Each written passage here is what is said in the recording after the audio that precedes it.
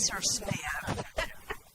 Okay, Sherm, we are just so excited to be able to catch up with you. And tell us where you are teaching. I'm teaching at the University of America, which is known down in Nicaragua as WAM, in Managua, Nicaragua. That's where I'm teaching now as a professor. Oh my goodness! Well, it's and tell us about this. You're a publisher, Heritage Builders Publishing, and so you are actually teaching publishing. Yes, I have the only publishing course in the world that we know of where you can actually go in and get a minor degree in publishing, where you learn all aspects of a publishing house and how it works, and actually can walk out of there into a career in publishing.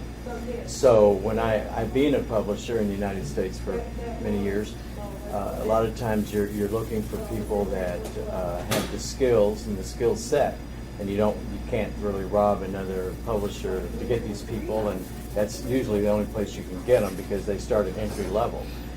There are a few schools, such as Harvard and some of those guys, who have publishing courses where you pay a lot of money and you go spend a month or whatever, but that's not the same thing. This is where you're a student who wants to have a career in publishing.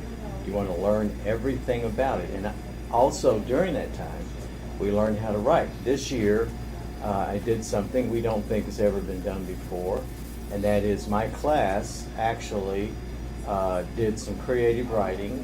We were publishing a book of short stories by my university group that went through the second semester of this course. So they developed some wonderful, like 15,000 word stories that we're putting into a book this fall. We don't know that anything like that exists, certainly not from a publishing course, because there isn't one, but that was an exciting thing, and their stories were unbelievable, the talent they had.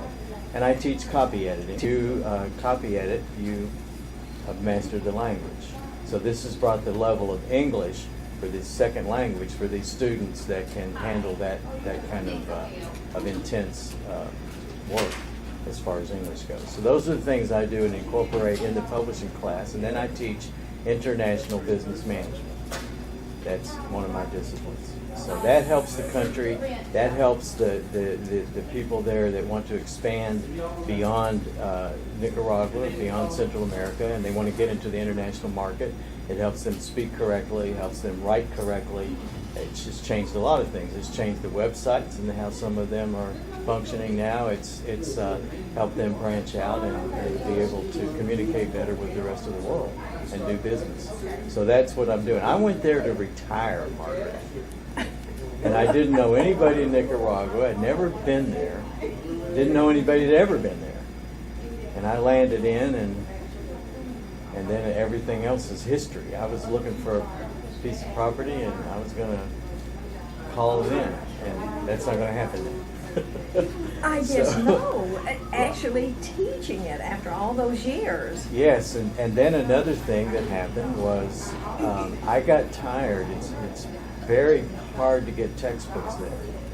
And so the universities, and there's a lot of universities, the country's large on education and a lot of good universities and colleges, but very difficult to get textbooks at all levels of education, from kindergarten all the way through brain surgery if you're doing that. But the availability and the cost of the textbooks being over $100, $150 for these people trying to afford all this is just unaffordable. And so then what happened, I got tired of being in class, and then my students were taking pictures or photographs of other students' books, because we didn't have enough books to go around, to do their homework on their iPhones. And so I'm going, okay, I'm a publisher, I've got to do something about this. So I am the only publisher in Nicaragua. So I started off, and I just told my distributor, Ingram, out of Nashville, I said, I know you talking heads have been talking about Central America for 25 years. Why aren't you here? And they go, well, Sherm, there's no books. And I'm going, well, there will be. So I started the WAM University Publishing House, the first university in Latin America with a full-service publishing house. And so that's the first one. I co-founded that with the staff there at Managua, and then the WAM education series. So if you go to uam.store, you'll see our textbooks. We now have available textbooks for every student at any grade, at any level, on any subject they're teaching in the universities in all of Central America. So all Spanish? No. No. These are English books. That's the trouble they have. And they have trouble with Spanish, so what we did, we added on Spanish about 3 or 4 months ago. We made a deal with some big Spanish publishers who are not in Central America. They've come into the WAM store, so anything in Spanish or English, we now promote and sell through the WAM Publishing House. These are downloaded PDF textbooks for $20. Oh, sure. Yeah. So we didn't do this. We didn't do this to make money. We did this to help the country. My God, Yeah. this is so exciting. Yeah. And so you're teaching English to these people because you're international. Yes. You're teaching these people to be international Correct. businessmen. Correct. Absolutely. You have bankers. You have companies in Nicaragua is a very profitable. I don't want to use the word profitable so much as they're growing economically. Their commerce is growing year by year, and so to be able to have that dynamic, these people come in to special classes and special courses that another person and I teach called Encore English. And the Encore English takes them, let's say you've done everything you can do in a university at the level down there, now it takes you to another level. And so these businessmen are coming in now, and businesswomen, and we say we want to get a better edge on English, and we can give it to them. So But the publishing course itself, that's drawing people from everywhere, isn't it? we have students that come from other countries, especially the United States. We had our registrar informed me that we had students inquiring about coming to this school or chose the school because of the publishing class. Yeah. How many years have you been in publishing? Actually, I've been in publishing 10 years. 10 years.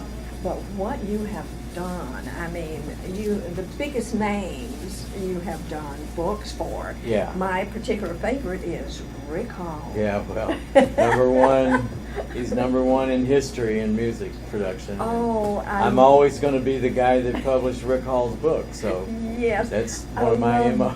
Oh, I love the book, and I love just looking at the cover. And I remember the you cover. designed this Yes. cover, did you not? Yes, I did. Oh, beautiful. And the special thing about this book is you included the documentary. It was an award-winning documentary, Yes, wasn't it? yes, yeah. Rick actually got a Grammy for a Lifetime Achievement of Grammy, and then the documentary Muscle Shoals is in this book. It's a 2-hour documentary, and it's packaged in the back of the book. You can buy this book from Fame Studios. They control the book now. Heritage Builders is finished, so that's a good place if anybody wants to get it. In Muscle Shoals. In Muscle Shoals, Alabama. right? Yeah. Oh, I love the publication. Absolutely love it. And of course, this is another favorite of mine and my husband's, My Little Lefevre.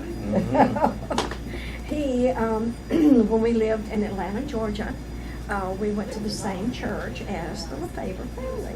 So, Wow, I didn't know that. Yes. Yeah, well, Mylan, good friend, good buddy Mylan, Elvis Presley recorded Without. And on his, the greatest gospel album in history, How Great Thou Art by Elvis.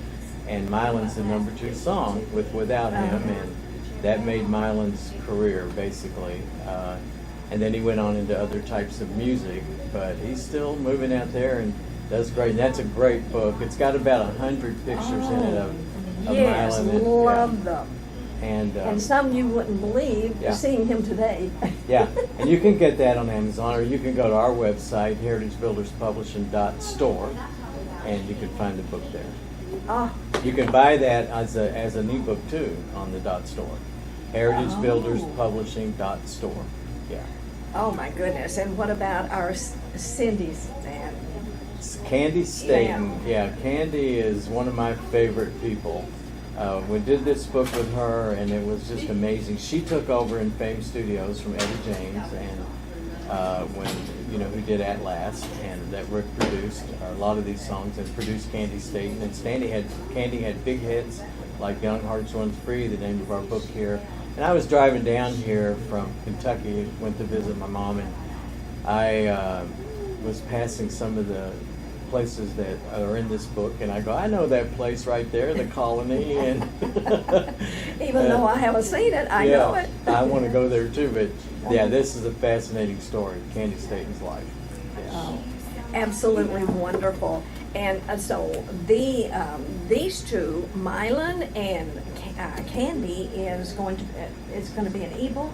Yeah, they are ebooks. And They are already. Yeah, all of our books, every Heritage Builders Publishing book is also an ebook that can be bought on the stores. You don't have to run all over the place trying to find it.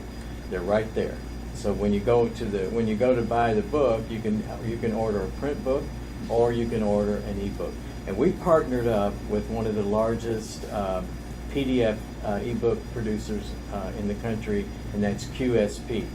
Brian Salter, who's a quantum physicist, started the company, and basically they started with textbooks, and then they hooked up with me. That's how I was able to do this. Once I got started, I needed the books, I needed the licenses, I needed the operation, and QSP provided that, the first in Central America. So this is fairly recent, like Sherm? Yeah, that's this year. That's not even, it's this month. That's how recent this is. Yeah. Well, I remember 2 years ago when we were catching up with you that you said you had some exciting things in the works that you didn't talk about yet. True, and I didn't want to let that cat out of the bag because then I'd have to eat my shoe leather. If it That didn't is happen. amazing. We met you through the Rick Hall Yeah. at the Rick Hall book signing, and our son was so excited. He came running into me and he said, "Mom, the publisher's here." Yeah, so that's when I met you guys, and when Rick had his signing that night. That was an amazing evening. Oh. One of my favorites of all time. Oh, well, we're just so delighted to have it, and I have given, I think about 12 copies as gifts. Oh, wow. I go Well, off that's a and good buy one. them. That's a good one, that's for sure. It is, and you got the documentary right in there. Anyone, if in Alabama, anywhere, just get that. That is a great present, I want to tell you. Yes, It it is. is. And of course, don't Well- forget Mylan. Any of our books are great presents. The #1 children's author, Stephen Cosgrove. Oh, yes. Who many people out there that are listening and watching the show would remember Serendipity series, Barely There. They've sold over 80 million books. And so what I did about 9 years ago, Stephen and I met. We repackaged those books, put them back out. And he's exclusive with Heritage Builders Publishing. And alive, he's probably the #1. He and I are best friends. We've had a lot of success. Not every book I have is successful. Not every author loves me, but he's one who does. Oh my goodness. Now, did I see somewhere that you were translating some of those into Spanish? Translated all of them into Spanish. Well, what else have you been doing? So I'm publishing his book. I know 7 people that are in the Country Music Hall of Fame, and I've published 6 of them. So this has been really a good career in that genre of books that the other publishers aren't really getting into or touching.